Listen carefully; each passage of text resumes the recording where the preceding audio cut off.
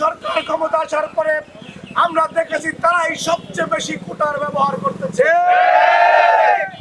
এই অথর্ব ভিসিকে যখন ঢাকা বিশ্ববিদ্যালয়ের ভিসি বানানো হয়, বাংলাদেশের বিশিষ্ট কয়েকজন শিক্ষাবিদের নাম বিভিন্ন জায়গা থেকে বলা হয়েছিল।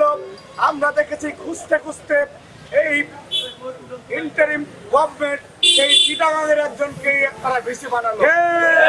আমরা দেখেছি সচিবালয়ে চিটাগাংয়ের লোকের আধিক্য, আমরা দেখেছি প্রত্যেকটা কমিশনে চিটাগাংয়ের লোকের আধিক্য। অত্যন্ত দুঃখের সাথে বলতে হয়, এটা তো একটা কোটা সিস্টেম, এটা তো একটা এলাকা প্রীতি। কিন্তু যেই রক্তের স্তূপের উপর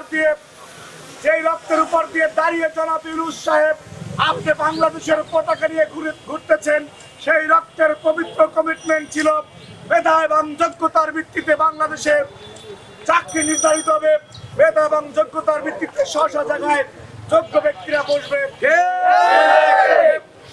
এড়িয়ে ডক্টর মোহাম্মদ ইউনূসের অভ্যন্তরীণ এই ইন্টারিম গভর্নমেন্ট তারা বাংলাদেশকে একটি এনজিও সরকারে রূপান্তরিত করেছে।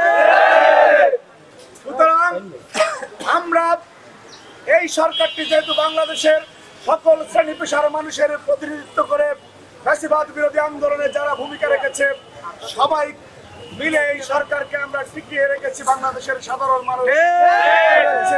কিন্তু তারা ভুলেই যাচ্ছে যে কিসের কারণে কত রক্তের উপর দিয়ে তারা আজকে পতাকা নিয়ে বাংলাদেশে ঘুরে বেড়াচ্ছে।